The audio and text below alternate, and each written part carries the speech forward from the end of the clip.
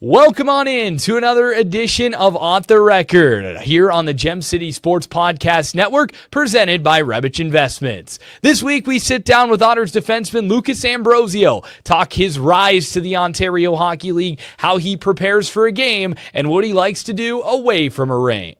Come along, we're going to have some fun.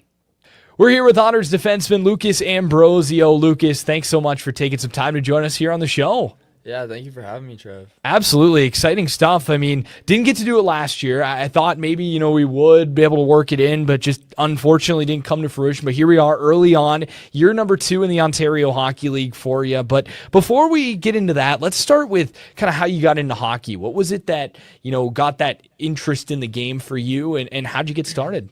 Yeah, I think just from a young age, my dad played hockey.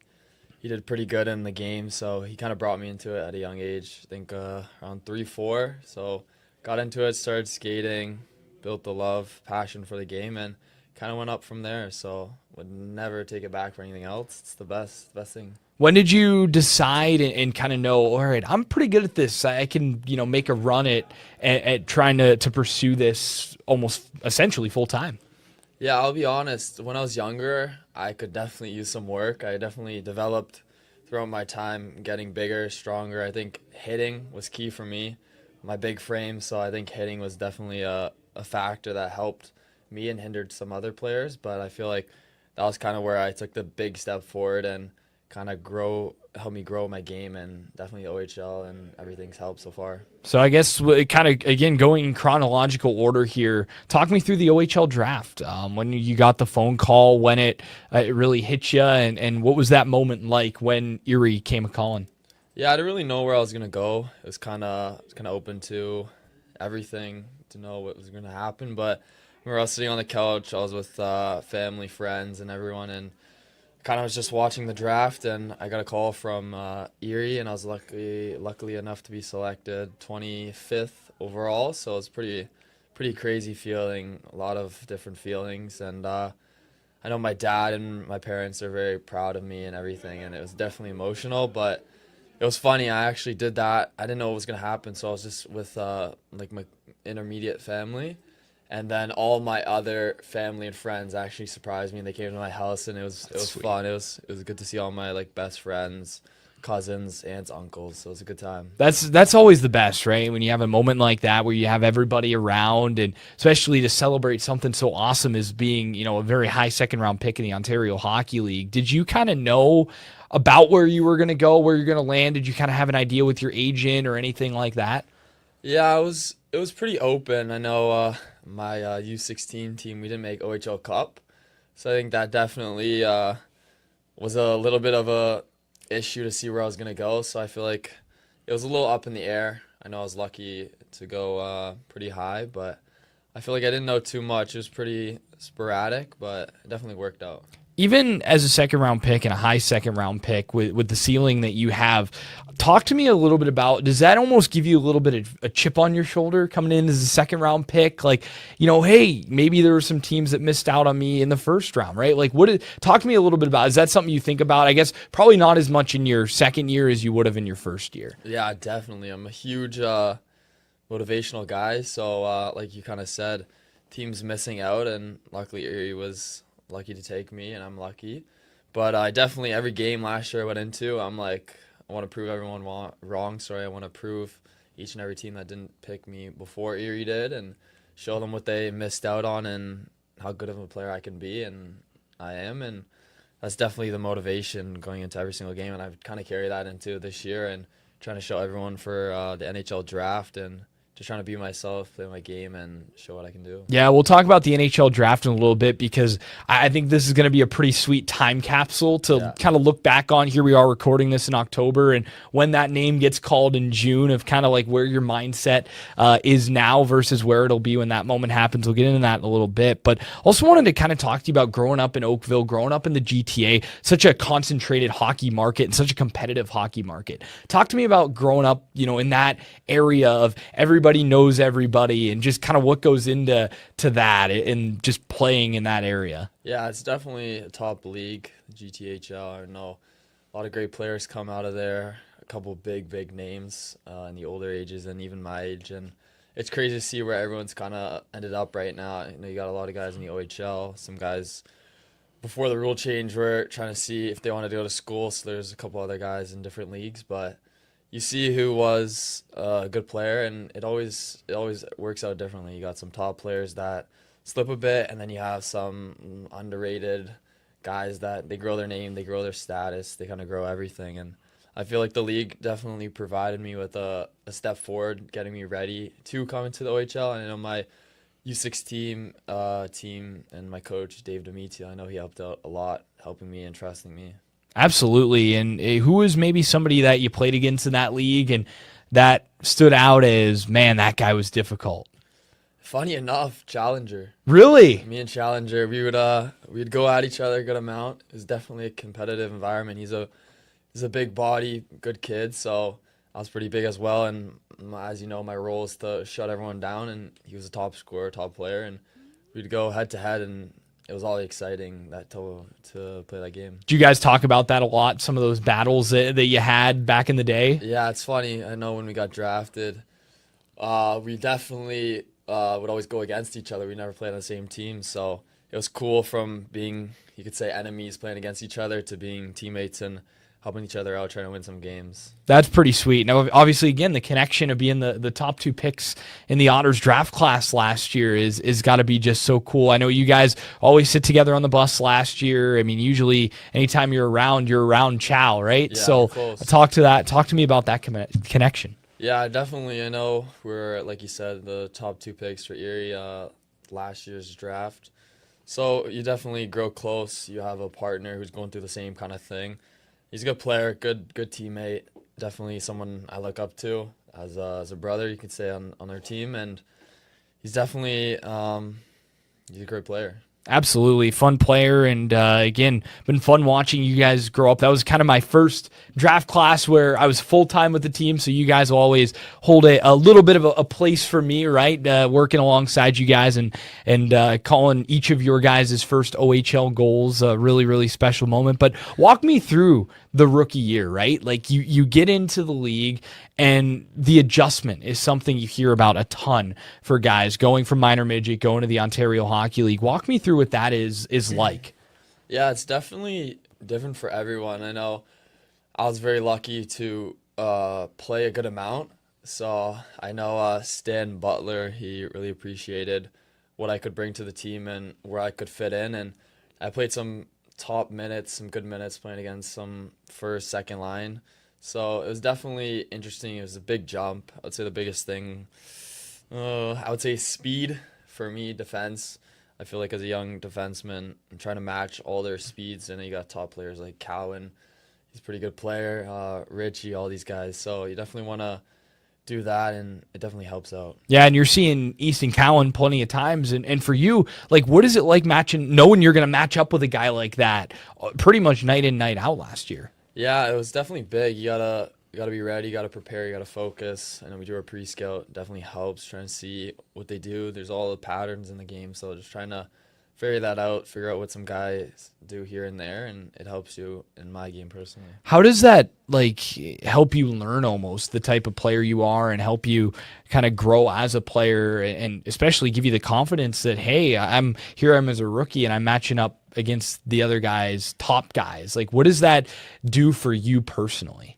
Yeah, it definitely lights a fire in your butt. It definitely feels good to know that I did well against them and I could shut it down. So I just tried and carry into this year. A good season last year, bringing into this one, trying to just follow that up. I know some of the guys are aged out. I've gotten a little older, so just trying to carry it through it all. Yeah, absolutely. And of course, last year, didn't have a chance to work with him too much, but obviously Matthew Schaefer and going first overall and having him in the D room, especially at the beginning of the season, beginning of your rookie year. What was that like in working with a guy that obviously top pick the year prior, kind of in a similar situation, really not too different from what you're in now? Walk me through kind of what he brought to you and helped your game. Yeah, it was definitely someone I looked up to. We sat beside each other in the room, so we had a lot of time to chat before practice, after practice, before video, before anything. So we definitely got pretty close. He taught me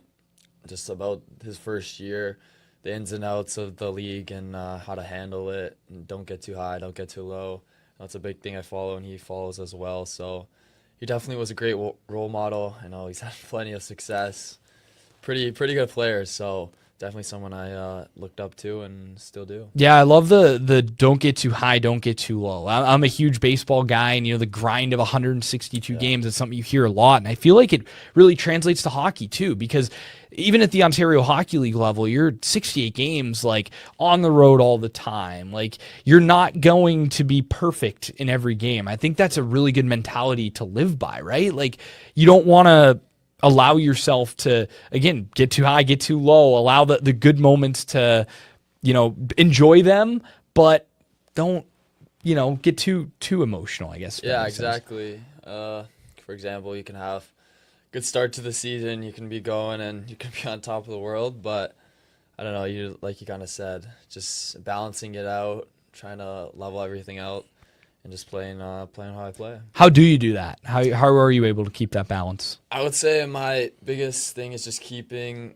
my mind where my feet are, trying to say, like, I'm here right now, maybe I played good one game, build off that, say I didn't have such a good game the next one. Okay, what did I do wrong? Watch the video back, just learn from it, and try and get back on the good streak. But if I'm all the way up, I'm trying to stay level. And if I'm all the way down, I'm trying to stay level. That's a great mindset to have, because boy, and that can be tough sometimes, right? Is there ever some times where you have to remind yourself, all right, it's gonna get better? Yeah, I definitely got those dog days, but that's where I look on to the people closest to me.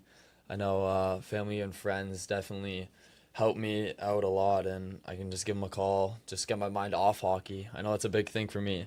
We're always at the rink, we're always enjoying it, so I definitely like to see myself outside the rink and doing stuff with family and friends. Yeah, that's always so important, especially, again, you're in the rink every day. You get one day off a week to be away, and we'll talk a little bit about that in just a little bit. But walk me through it. We mentioned your first goal. Scored it pretty early in the season. It was against Kingston at home, right? I think it was October of last year. Walk me through that moment and what was going through your mind when you fired that one through. Yeah, it was pretty crazy. I know I'm not the biggest point guy. I'm pretty shut down, but definitely, you know what? I can't remember who passed it up, but someone passed it up, and I remember the winger let it go by, picked it up, walked in a step or two, and ripped it past the goalie. Low glove, was it? Yeah. So it was a pretty good shot. Only regulation goal in that game, too. It was a 2-1 Otters win. Yeah. Yeah, it was pretty crazy. It definitely got the boys going. It was fun. Crazy moment. I know my family was proud. I was happy to see that, and couldn't ask for anything else. Yeah, that was pretty sweet. And I imagine that first goal, like, does it get much better than that? I don't know. It was pretty good. Or for you, do you, like, as more of a defensive-minded defenseman, do you take almost more solace in keeping, let's say a Liam Greentree to no points, -2, versus scoring a goal? Like, how does that work out in your mind? Yeah, definitely for me in my role, I couldn't, like, the points are great. They're bonuses. I look to what you kind of said. I want, say, Greentree, whoever top player we're playing or anyone I'm going up against, my goal is to shut them down, not let them get a point. I'm trying to ruin their day as much as they're trying to ruin mine. So, love that. That's a great way of thinking of it. I'm just out here to just absolutely make your day miserable. Exactly. That's awesome, and I think that obviously has played for sure at this level. But again, the goals are nice, the points are nice, and imagine doing it at home probably felt a little bit. Yeah, I think all my goals are at home. I think that feels right. I think for Flint, Kingston, and what were my other two? Did you score against Peterborough? Peterborough. That was a sweet one. that game, obviously, too, with everything that went game down. That was a pretty wild Sunday afternoon. That was a pretty lopsided win. Did you score in the Erie Saginaw, the game after Jim had passed? I know that was a pretty high scoring. I don't think so. No. I don't think so. I don't know. But there's one more, Lucas Ambrosio. Yeah. It's my fault for not knowing. I should know it off the top of my head here. But that's all right. hey, that's still quite a rookie season That's pretty good. to have that type of numbers, and then to put up the numbers you did defensively as well. Really, really important. But again, we talk about the points. Does plus minus kind of like what statistic, what metric do you measure your success on? Yeah, I would say that's a tough. I would say plus minus. I would say playing an overall game is what I base everything off. And then if we want to talk statistics, I'd go plus minus, and then like I said, if I get a point, Cool. it's cool. It's nice. Take it. It's the cherry on top, but I look forward trying to play my best game each and every day, and if I can do that, that's all I ask. Well, last year, again, as we kind of continue the theme, you had the opportunity to represent your country at the U17 World Hockey Challenge. Talk to me about that tournament, what that meant to you. Obviously, unable to bring home the W. Chow gets the gold medal at the end of the day, but walk me through what that experience was like for you. Yeah, it was pretty crazy. Definitely a lot of top players there. I know we had a camp in the summer, did pretty good at that, made the team. And then we had it in November, the tournament. And I did pretty well in the practices and everything. And then, we got to the first game and unlucky. I think it was first game, first shift, go back, retrieve a puck, and I get smashed into the boards on my upper body. And then I was out for the rest of the tournament. But definitely still pretty cool supporting the guys, trying to be a good teammate knowing I was out. But it was a good time. It was good. Yeah, absolutely. It's got to be the coolest thing to put on the sweater with your country's emblem there, Definitely right? a good feeling. I mean, yeah, like that's got to be like the top thing for you, right? To grow up probably watching, idolizing so many of those guys. I mean, you wouldn't have been super old when Crosby scored the golden goal in 2010, but I was 2. Wow. Making me feel old, and I was 8.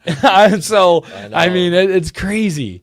But yeah, those type of moments, and kind of again being able to put on the maple leaf, I imagine really, really special. Great. I mean, talk to me though about you get injured. What was that process like in battling back? Yeah, definitely. I didn't really know what happened at the time. I just knew I had an issue in my upper body, and then I got recovery there. They were nice enough to treat me, work on me, kind of built that up from there. And then after the tournament, I was still a little injured, so I brought it all back to Erie, got some recovery there, and then went back on the ice, started up again, and continued from there, doing good. Yeah, that process has got to be like, like how does that play in your mind, right? Like because you're not used to that. Yeah, it's not fun being injured. Definitely, you rather play, but it is hard to think positive when you're in a bad situation, but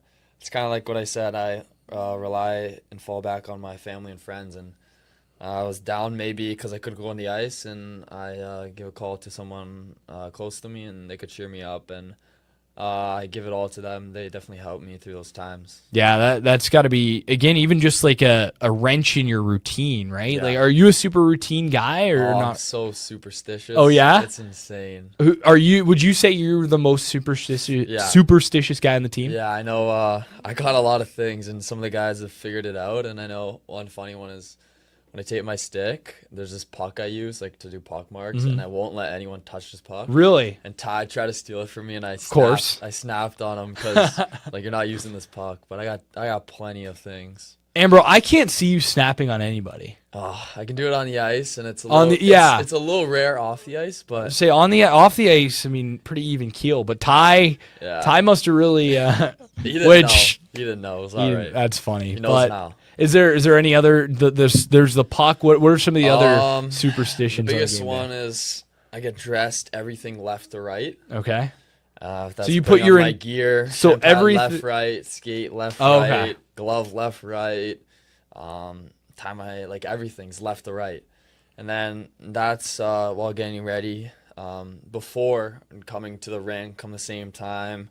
Eat the same thing before the game, the same routine. If I mess up the routine, I'll go back, restart the routine, pray before the games, do everything like that. And then when it comes to the on ice, I have my sections. I do my warm up pass with certain guys and kind of do all that, and then once I've done all that, I can get ready and play. You can play a hockey game. Exactly. Once all those boxes It's all have been checked. checked off, then you're locked in and Good to ready to go. go. Exactly. That's sick. I mean, is there anybody else who comes to mind as somebody who's got a lot of stuff before a game? I know a guy last year. We had a Pano. Oh yeah, He was pretty superstitious. Me and him were definitely up there for don't mess with us on game day. what cracks me up is I was talking to Noah the other day. It was the day he makes 54 saves in Ottawa. I talked to him in the morning at breakfast, and it was like you would have no clue that he was about to start a hockey game in a couple of hours. And then like it's amazing how like usually the goalies are the ones that are like, all right, like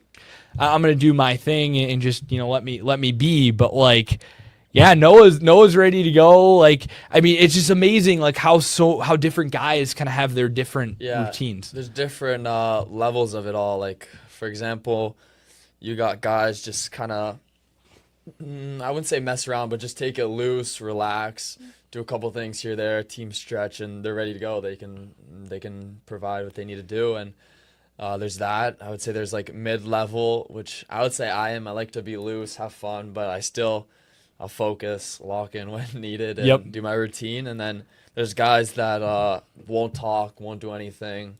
Burnsy, for example, when he's playing, he's locked in, and it works for him. He plays a great game. Absolutely. It's amazing to see, again, you guys at such a high level, how so different everybody's routine is. And at the end of the day, it all just comes together and works. Exactly. And it's so it's cool to see from an outside perspective, what everybody does to prepare themselves. Who's maybe the least superstitious guy? I'm gonna go Ty Henry. Ty Henry, yeah, I can see that for sure. I'll go Ty Henry or Frazier's not too. Yeah, he seems pretty kind of chill, does whatever's happening, and then goes out and plays his game. Absolutely. So for you, walk me through. You're coming into your second year in the OHL, handful of games down. What's changed from year 1 to year 2? Would you say? I would say I'm trying to add some more offensive play to my game. I know the summer was huge for developing all aspects of my game, and I feel like I've been working on my skating, trying to separate myself from other people on that, and also adding to my game offensively. And I feel like I'm starting to show it a bit, and I'm just keep working on that. Absolutely. That's again anything that you can add to, especially for you in your draft year, right? Like, how does that maybe factor in? Is that something that you're not really worried about because it is so far away? Yeah, definitely. It's in the back of your mind. It's all points of the season are being watched, but I know the second half's pretty key. But I don't know. I think definitely just playing my role, and if I can add some offensive plays, I know I'm on the power play now a bit, so that definitely helps out. But yeah. What's that like? I mean, is this like, have you been on a lot of power plays? Have you not been on a lot of power plays? Like, what's that like for you? I've not been on the power play. Before, I would say I've capped myself at taking pride in PK. That's my favorite thing. PK. Yeah. I love PK. And then also 5-on-5 play, playing pretty shut down. And this year I'm trying to continue that, but also, like I said, adding some offense in the 5-on-5 play. I know 3-on-3 I played. We had a good ending to that with me and Frasca. And then also getting some power play touches, which is good. Yeah, that was a wicked pass, by the way. That was a pretty sweet pass. Walk me through that moment. What's going through your mind? 3-on-3 overtime, knowing as a defenseman you're the lone defender out there, so you obviously got to be wary of the counterattack. But to make that feed and know that you set up the game winner. Yeah, it was pretty cool. I know before we went out, it was me, Frasca, and Agret. And I was saying to them, I'm going to play defensive here. You guys work your magic in the offensive zone, and I'll make sure they don't score on us. And then little do I know, I get the puck.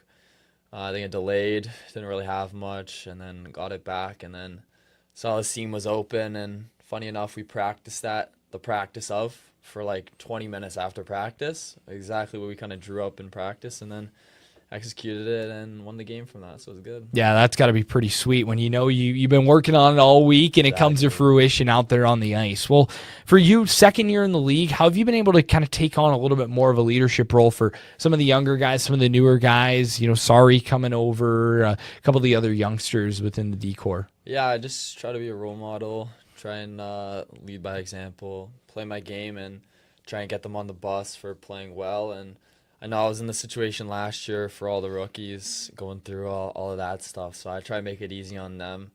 It's definitely a challenging time, challenging year, but as much as I can help them, I try to do that. Yeah, that first year has got to be interesting, right? Because you're learning a new league. You're almost the bottom of the totem pole for lack of a better term. The only guy on the bus that's lower is me and Tim there. But no, I'm just messing around. But yeah, like that jump from year 1 to year 2, it's got to be a pretty big leap in terms of, again, moving up the totem pole, but then more responsibility. Definitely more responsibility. Counted more on the ice, relied on the ice, and then going off the ice, being a guy who I want people to look up to on my team. I want them to say, like, I want to be like him. I want to do what he's doing. And I know we talk about the bus, getting our own seats. It's pretty nice, especially when bigger guy. I get to lie down.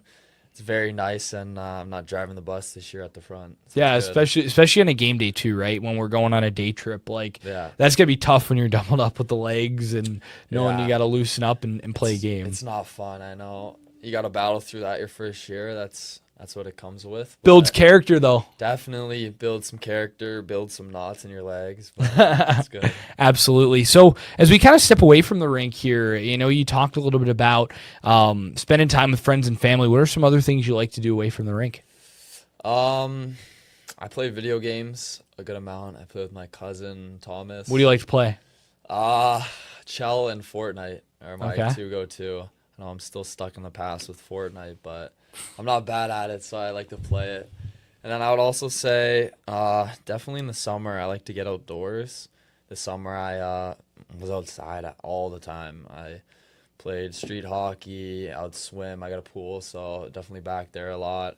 I'd be with my friends and family and doing all types of activities. I know I'm huge on tennis, pickleball, just sports-based. So absolutely. All that stuff. We get a tennis player behind the camera directing the show for us. Have to go. Yeah, he's pretty good. He's a D1 tennis player, man, at Hearst. So you got to be, you might be, I don't know. We might have to set that up. Bring Timmy Q with the camera and turn it into a little content piece there. That'd be electric. But sounds good.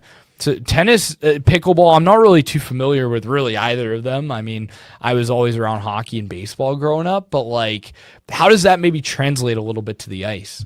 See agility? Agility, reaction time, hand-eye. I know we got the tennis player back here, so I don't know if he agrees with me or not, but definitely a good sport. I know pickleball, kind of easier tennis, I would say. I don't know if that's. I might be able to hang with that. Yeah, I might be able to hang with that speed. Less movement, a little easier. But I also forgot to add, I golfed a lot this summer. I've improved, and I got some new clubs, and my summer was a lot of golfing. Ripping them around there. Yes, the white ball. Who's the best golfer on the team? That's been a long-standing question on Off the Record. Has been who's the best golfer on the team? I went with Rit. Oh, really? I went with Rit. I'm not even gonna lie. Roy, I can see Roy being pretty Cal, good. And I would say me, Cal, and not Cal, sorry. Me, Roy, and Rit were pretty decent. Rit says he's a 3.5 handicap. That's on a good day, but he's definitely a good player. Roy's a very good player. I would say Rit, Roy are up there. I'm not Rit. I should be honest, can't really see being a golf guy. I did. I thought he was joking with me, and then we went out. And you go out there, and he's pretty solid. Only downside, I would say, to fix his game, he's a ready golfer. Okay. No practice swings. Nothing. He's just going up there. He goes up. He's ready to go. Rips it. I think. I could see that. Definitely can see that. 100%. Practice swing, and he might be even better. He would be, though, just a great time on the golf course. He's hilarious. Like, he is one of the most funny dudes. Like, entertaining. Definitely good to keep the boys loose, for sure. Yeah, definitely. He's a good pickup this year. He definitely brightens up the room, and he's a great kid. He's funny, and couldn't ask for anything else. Talk to me about the new additions and being one of the handful of returning guys this year and what that means for the group and what it's kind of been like for you passing the culture and the tradition on.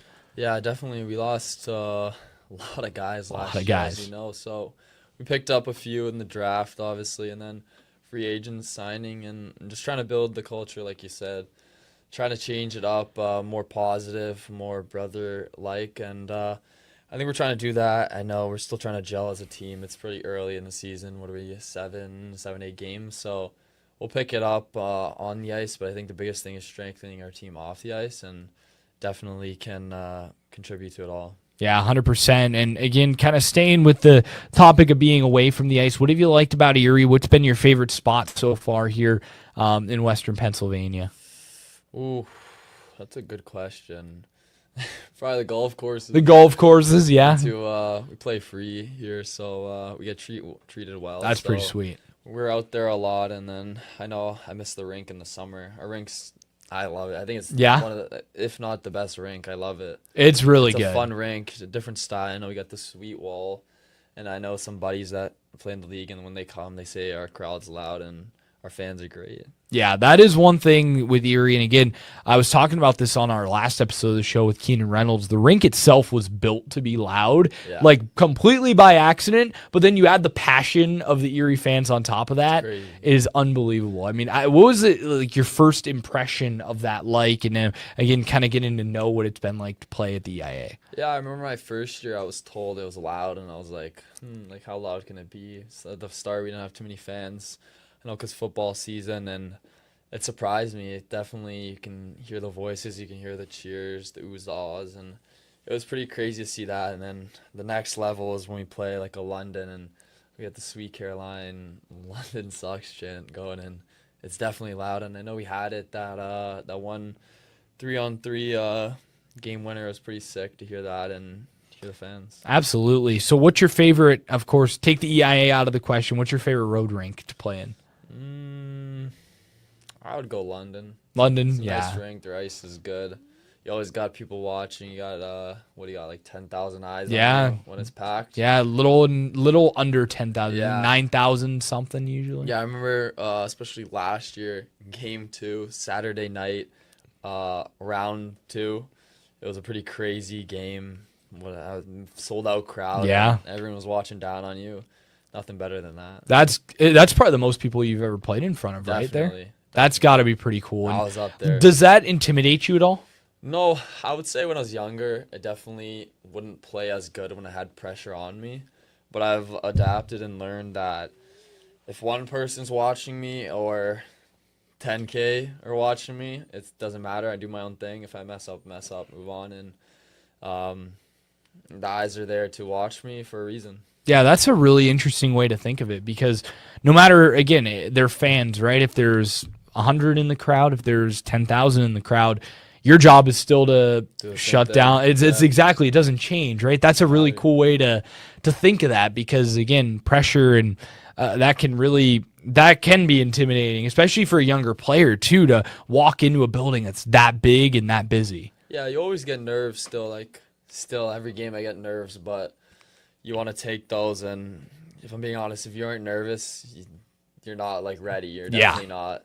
You're not ready to jump and play a good game. So definitely still happens, but it's how you calm down and your willingness to prepare is definitely what helps settle the nerves. Yeah, absolutely, and definitely get you ready to go. And again, on the road in London, probably feels a little bit special to knowing the rivalry between these two teams. It's a fun one. It gets very mean, tough, and I like that. It's a fun part of the game. Yeah, definitely is, and it hits more though at home. I feel it's the best. Like when you're at the EIA with these two teams. Again, historically, a lot of the big moments for those two teams, and you look at the history with the McDavid era, and even in the mid 2010s with the championship. Like a lot of the big moments in the rivalry have taken place in Erie, and I feel like it's just not. It feels like a bigger game almost in Erie, even though every game in London feels like an NHL game. Like I don't know. For me, it definitely feels like when it's Erie that like the city just gets up for it. Yeah, everyone comes. I know we get a packed barn, and it definitely fills up, gets loud, and our fans love it. Our fans are great. Yeah. You can't ask for more. They're always there supporting. They're always there yelling, screaming, cheering on, and it's perfect. Always a lot of fun. So as we kind of look ahead for you and an exciting year for yourself, NHL draft year, talk to me about what that means and what that excitement level could be, come June. Yeah, I think it's very much up in the air. I feel like it all depends on how I play, but I feel like that's for everyone. If I play good, keep going with that, it can be pretty positive. It can go pretty well, and if I don't play as good, we'll see what happens. Either way, it's kind of up in the air.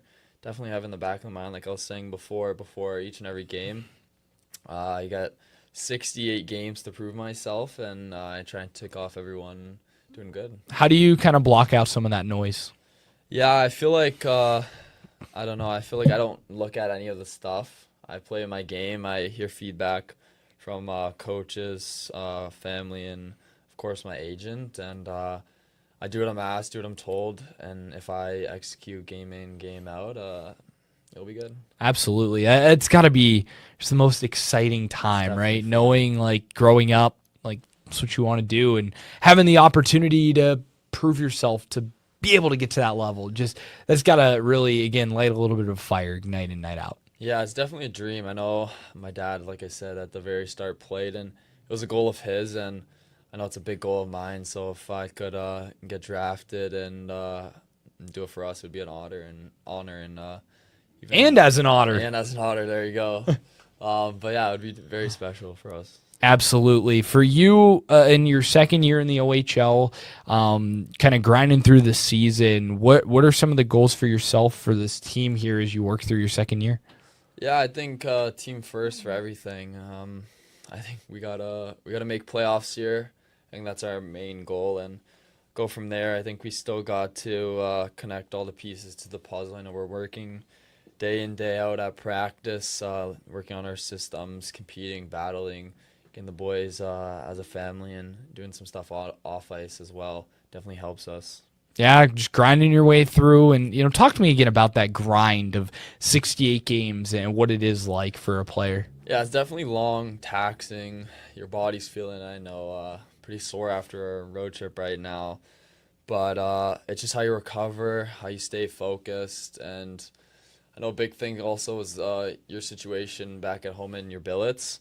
I feel like I'm very lucky I have a great billet, and she helps me with all the food, nutrition. I know that's a key part. And then also just having like a very open, relaxing environment. It's a very key thing to performing well. That's huge, man. And obviously, we're looking forward to what's going to be a fun year for this group and for yourself. And obviously exciting to be a part of the ride, and appreciate you so much for taking a little time to join us on the show. Yeah, thank you very much. It means a lot. Hopefully we do good this year, and we play up to the level. Absolutely. Well, that is going to do it for another edition of On the Record. You can join us every Thursday at 7 p.m. on the Gem City Sports Podcast Network, presented by Rebich Investments. We'll be back with you next week for another edition of On the Record.